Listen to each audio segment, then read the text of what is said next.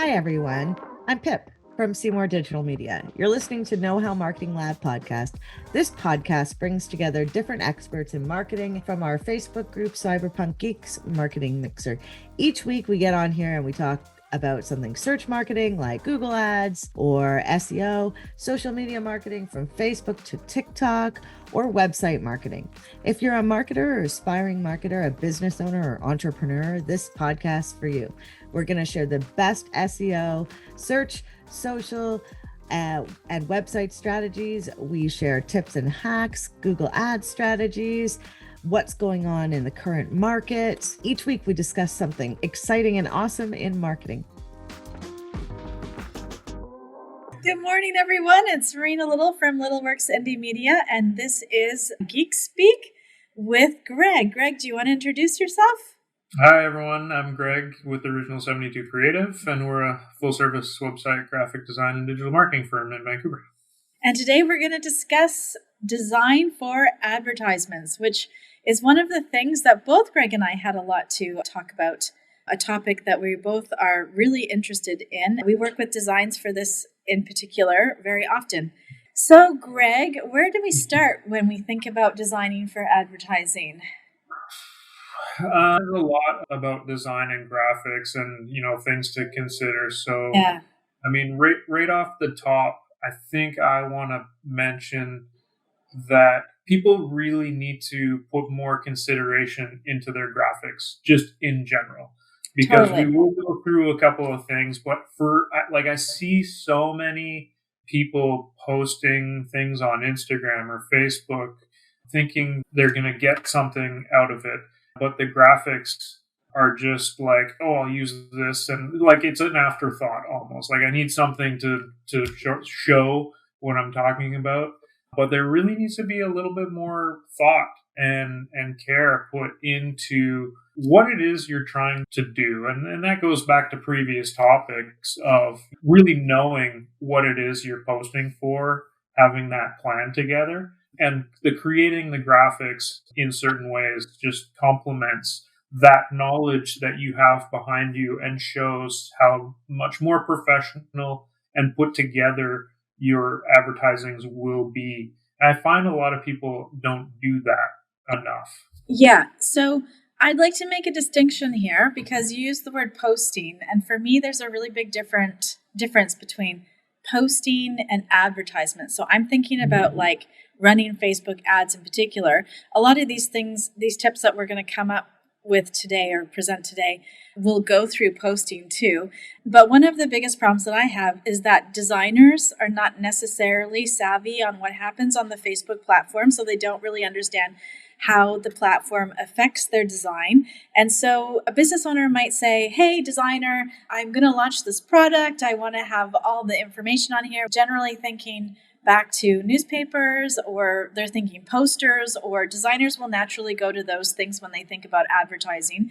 And they often lay things out that's best for print and posters, and not because they have no experience working on the back end of actual ads.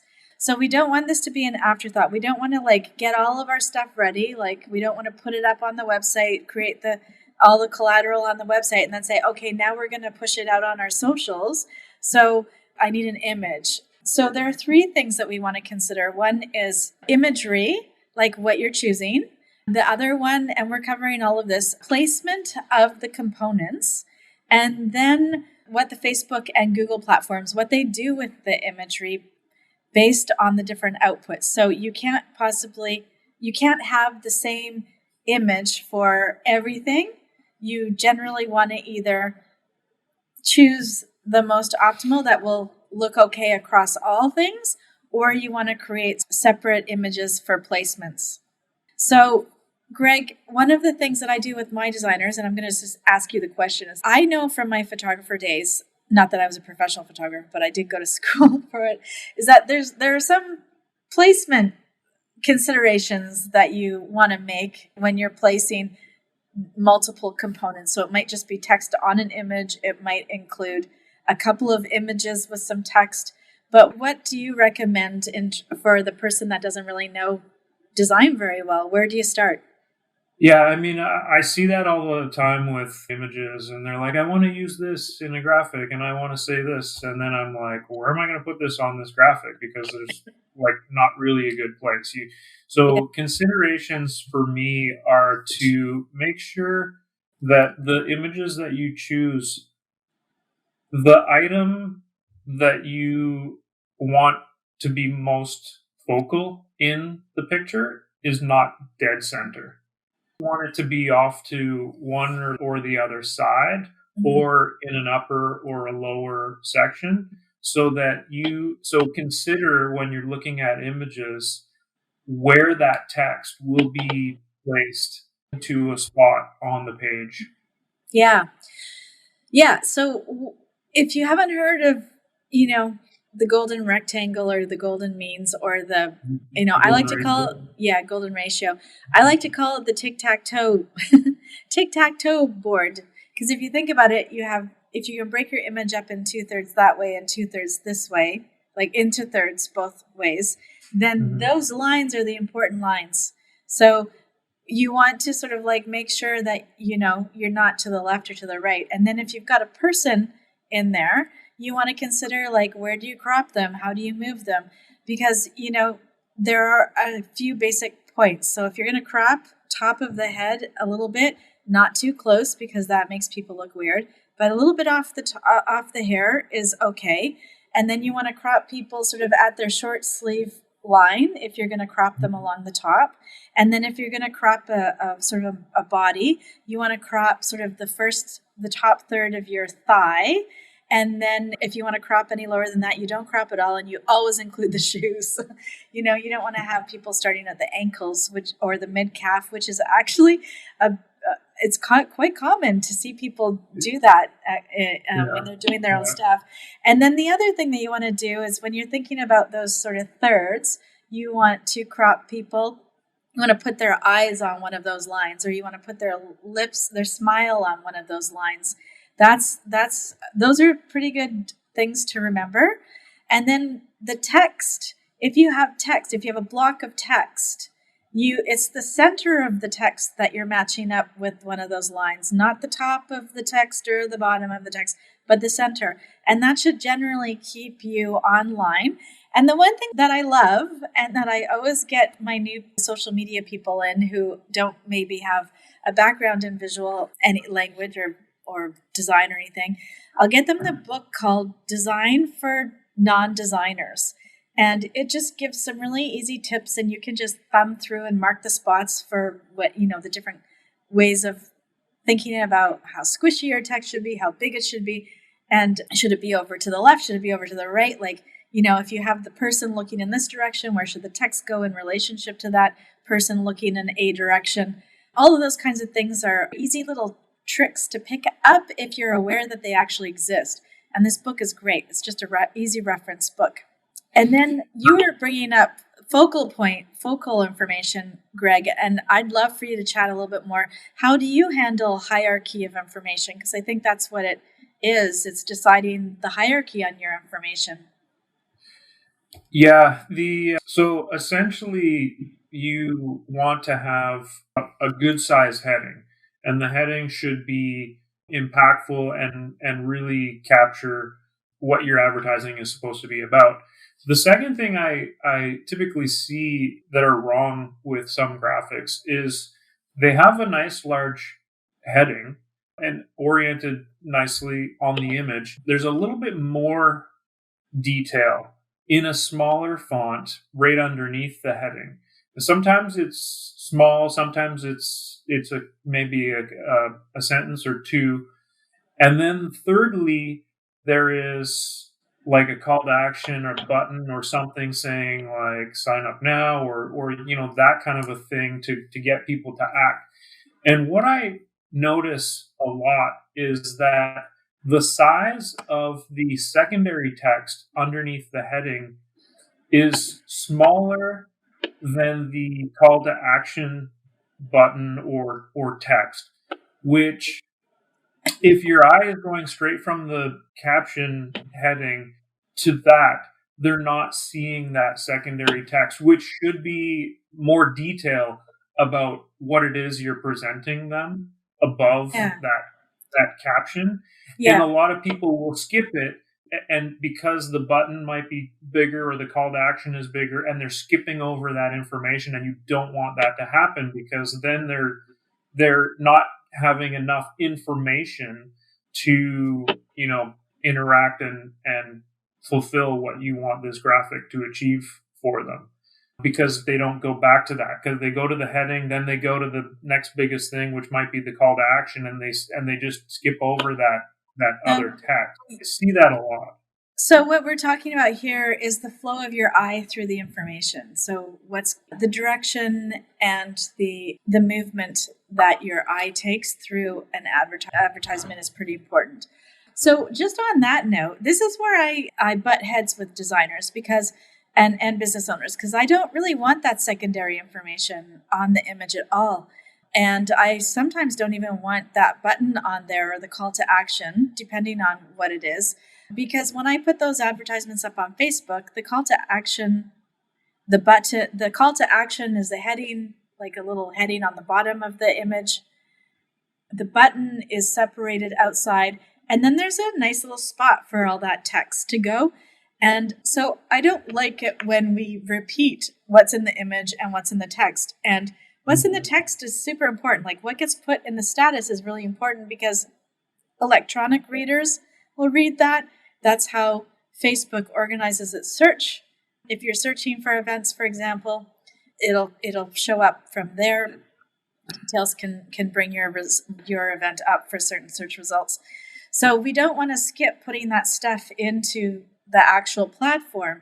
So I don't really, and also then the other problem is that are people looking at this on a desktop or are they looking at it on an iPhone? So when you put the information on the images, that image goes shoo, and then all that little text goes shoo, and then all of a sudden no one can read it anyways. So that's why I like to have the secondary text in this status. Do you like my little sound effects? I mean, I worked on those all night. I've been practicing those. I mean, it was the total shrinking sound. So exactly, right? So I feel like we really need to know what the application is for these images when we're deciding what kind of information to put on the image, because I definitely think there are some key points that you could put to make things pop. But the one thing that always gets me is that people put their event name on the image and then, it comes up in the Facebook event page and it comes up on the Eventbrite page. And so it's like just a duplication and it doesn't add anything and it doesn't help. I don't think it really helps that much. I don't know. Maybe I don't know.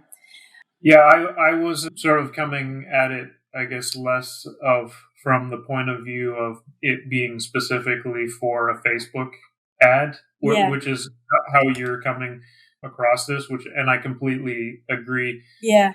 And just in general, you have to think about your graphic, what you're going to be using it for, and only put on it what is really needed, because it's not like you want to clutter the entire graphic with all kinds of text. Yeah. And like you absolutely don't want to do that. You want to keep it minimal, but get a point across to capture someone's imagination. So sometimes instead of putting the event title on the image itself, what I like to do is one of those little red banners that go across the corner that says, only 10 tickets left or only 5 tickets left or whatever it is.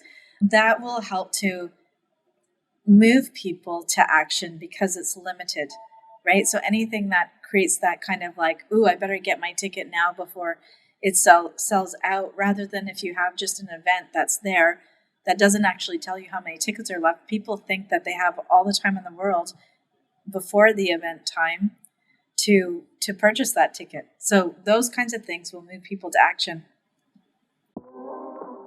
Want to know more about SEO? We've got a class for that. Our mission is to educate students about the right tools, techniques, and strategies to grow their businesses using the most up-to-date search engine marketing optimization techniques and tools. Find out more at knowhowmarketinglab.com. Okay, so the next thing that we want to talk about then is different placements. Can we talk about placements now? Yeah, placements from the point of view of placing text within the image. No, sort of, sorry, placements in apps, like placements. So, for Oh, example, yeah, where you're going to use the images. where does it go Yeah. in Facebook itself? So, here's the other thing is that most people don't know on the platform because they're just hitting boost on the front. They don't actually look at their image and organize their images well for placement. So, what happens is you watch it on, you've made an image that's this shape for your Facebook desktop because that's usually what you get from a designer unless you ask for other things. You might get a square for social, but you'll either get a square or a rectangle. And then all of a sudden, Facebook is trying to shove that thing onto stories and it's cropping it in this direction. And so when you go into the ads manager, you do have the ability to crop your photos manually, which is very helpful because sometimes all you need to do is move things over slightly and then you get most of the important bits in there, enough of the important bits in there to run the ad in that spot. But sometimes you absolutely don't and it looks terrible. So it's really good to go and do your ads on Ads Manager instead of just hitting that boost post.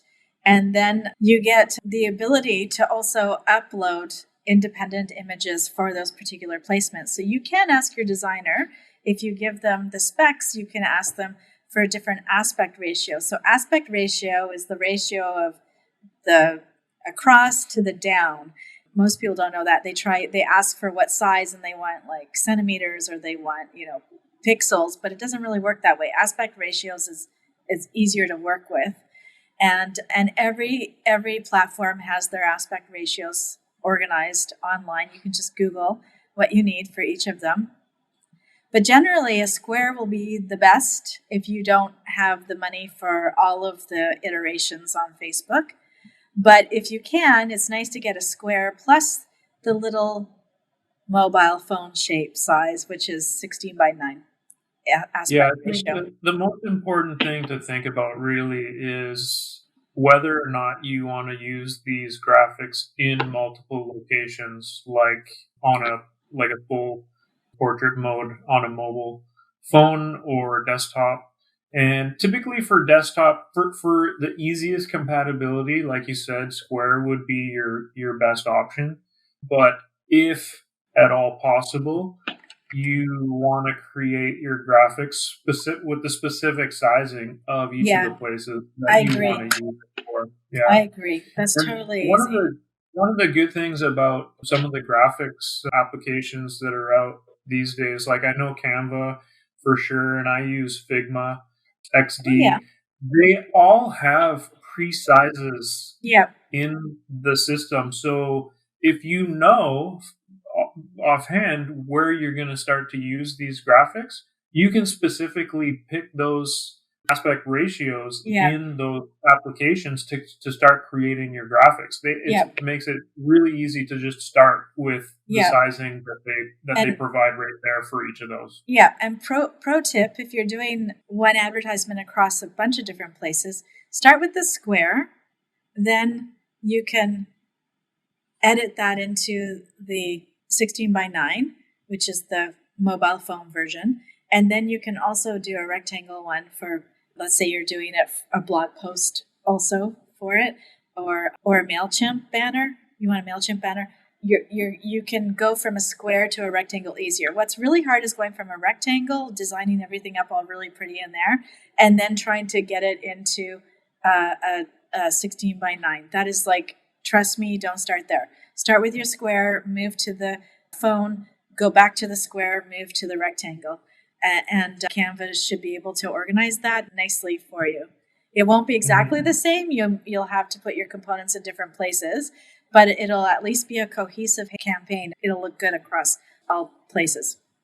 Yay. Yeah, So somebody's absolutely. asking if they'd love to see some graphics examples.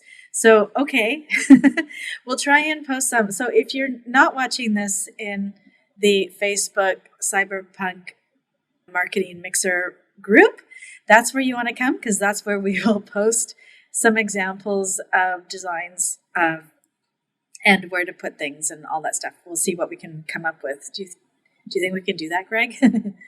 Yeah, I'm pretty sure I have some graphics that I've created that I Terrific. can share. Yeah. Terrific. Okay, so what other aspects have we not hit on that's on our little notes?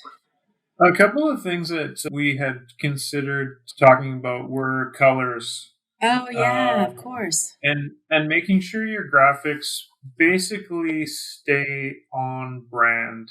I was coming at this a little. Obviously, you're heavy on graphics for Facebook. I was sort of thinking of it more in general, just graphics in general, creating for any use, whether it be web or social or ads. But you want to make sure you keep on your brand colors. And one of the things that I was telling you about that I was confirmed with recently was specific colors for call to actions and things like that Oh, yeah. in graphic or just Yeah. on a website in Yeah. general. Yeah. That the color theory of using a blue or a red or a green button over another color to get more Yeah. clicks or more traction on an Yeah. ad is like completely unfounded. And what Yeah. you really need to focus on is keeping on brand colors for your business and having as much contrast as possible in anything that you really need people to notice or take action on. And the contrast really is what's going to make people see and make the graphics more usable. Yeah. So I just want to expand a little bit about what you mean by brand colors, because I think that sometimes business owners get a little bit mixed up and a little bit rigid in what that means. And so brand colors is more than just what your logo colors are. So what we don't really want to see is people designing entire websites and everything that they do in just the colors from their logo. What generally we do after we establish your logo colors is we create a palette, a branding palette of colors that complement your logo colors. So generally they're going to be, if they're done well, in my opinion, I like the ones that are, sometimes they're analogous, which means similar color ways. I like the ones that are contrasty because that actually, like, not contrasty, what's the word? What's the word for the colors that are across it? Complementary. Right. So if you Yeah. work with a complementary color palette as opposed to an analogous color palette, you will automatically build that trust into your palette and into your brand, which makes it a lot easier when it comes to making decisions on what colors to use for your call to action buttons, for example. But what we noticed yesterday, which was super fun, because we went through a whole bunch of big multinational e-commerce stores the other day to see, because it wasn't that long ago that marketers were telling you, make those call to actions in bright red and get those people's attention. And it's like, people are not dumb. If they want your thing, it's not going to be the color red that makes you buy. It's going to be actually how it's going to affect your life and make your life better. That's what's going to make them want to buy. And then they will find that complimentary button. But what we noticed was that there is really a unified approach to e-commerce at the moment, especially in fashion. And that is sort of like this really clean white space. And then that allows all of the product to pop because it's not in contrast to your brand colors throughout the whole site. And even a lot of the brands that we knew that they had colors, even they would put their logos up in the left corner, very quite nice and small, like how we like it. But they would put them up in the black tone rather than their actual full color. And then the other thing is the buy buttons were usually black on the white background. So they were easy to pick out because against the color of the product and the white background, black is actually a really good choice. And it seemed to be the aesthetic that most of the fashion big brands were utilizing. And then here's the other thing that you can do when you think about your brand colors. You can also introduce every now and again a color that's not part of your brand, which is what, was it the Bay that was doing it or was it the Gap? I forgot. But one of them had We looked at the Bay and it had red and green. yes, But that's the one. both But they were both red and green are part of, like, they have that multicolor yellow, that's right. red, green, That's true, black. but that green, wasn't that green a little bit different than their brand green though? Like I thought it was more I of a didn't look Christmas at it green. close enough, but Okay. yeah. But they cleverly and beautifully integrated the green and red, which you're right is part of their brand. But I think that green was different. It was more of a tealy green rather than a greeny green. But anyways, they did it in this really subtle way where when you rolled over the buttons, the Christmas colors came up, which I thought was really good. It's almost like a little bit subliminal, but not, and it's nicely Christmas and festive, but not in your face. So I really enjoyed that little introduction of color in that weirdo little spot. And so yeah, it's super important to have contrasty things so that things pop. Oh, I had a client yesterday and their website, we're just going to do a refresh for them. And their last website was all done in their brand colors and their logo colors. No other palette except for like I think 3 colors. And it looks, she was complaining that she felt her site looked washed out. And that's why it looks washed out, because you're using, and it's not washed out. Like it is all 3 of them are beautiful colors, but it just has the washed out effect because it's not contrasting. There's nothing contrasting with it. So color plays a super important part because it affects your psychological response, how you respond to it. I know we're creeping up on a minute left here, and there was one last thing. Do you have one last thing too? Do we have time for one last thing? Maybe it's the same last thing. We'll go with mine first. Okay. It was about spacing as well as alignment. It was spacing and how content on your graphics line up. And the spacing, meaning how far apart things are from one another, so that it creates a little bit of like that negative space within. And so items on your graphics aren't competing with each other are really important in the overall aesthetic of what your graphics end up being. Yeah. And especially I see people go a little bit in the wrong direction with this spacing. When I think about it like padding around the elements. So if you've got a box of text, it doesn't go right down to the corner of the image that you're using. There's a little bit of a space. Your logo is not smushed up down at the bottom there. It's got a little bit of space, and you should have a branding document that actually dictates how much space that actually is. But if you don't have how close something can come to your logo. Yeah, exactly, because you don't want things butt up. It makes people anxious when you've got things really touching and stuff like that. It actually has this effect. And then the last thing that I wanted to bring up was the types of images. So I always explain when I'm choosing images, I don't choose images that are descriptive. So unless you're selling a product. If you're selling a product, you're going to use the product. But if you're selling a service, you don't really need to be descriptive. So for example, if I'm selling social media training, I don't want to be putting out Facebook and Twitter logos and stuff like that. I work on the idea that you want to create an image where your client is going to be able to imagine themselves in that space. So I think of lifestyle. I look at happy, not stressed out, entrepreneur type looking people where the training has actually impacted their life, that they feel really great about things. So you want to kind of do that sort of thing. And people do convert better than other kinds of stock images, and non-stock images convert better than stock images. But if you only have stock, pick something that doesn't look so stock-ish. You know what that looks like. And animals convert really well too. So, and anything that's arresting, you want your advertisement to come out of the page when people are scrolling through.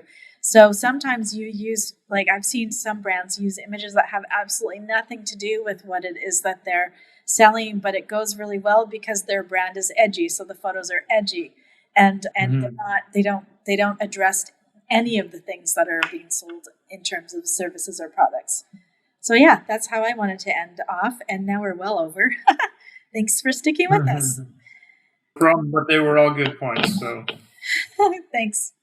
All right, so that's all we've got for you this week. And next week, you can join us again here, again in the Cyberpunk Marketing Mixer Facebook group, if you're not watching us there already. And I'm just trying to find, I have it up. Where is it? It's just everything's a little slow. It's going to be our monthly marketing roundup. All right. Next topic. week is the monthly marketing roundup. So join Greg and I along with Pip and Phelan, and we'll see you next week. Have a great week. Thanks, everyone. Thanks.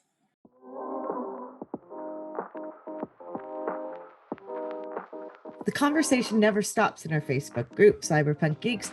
Join us at facebook.com/groups/cyberpunk geeks to ask your questions, meet new friends, and learn even more about search, social, and websites.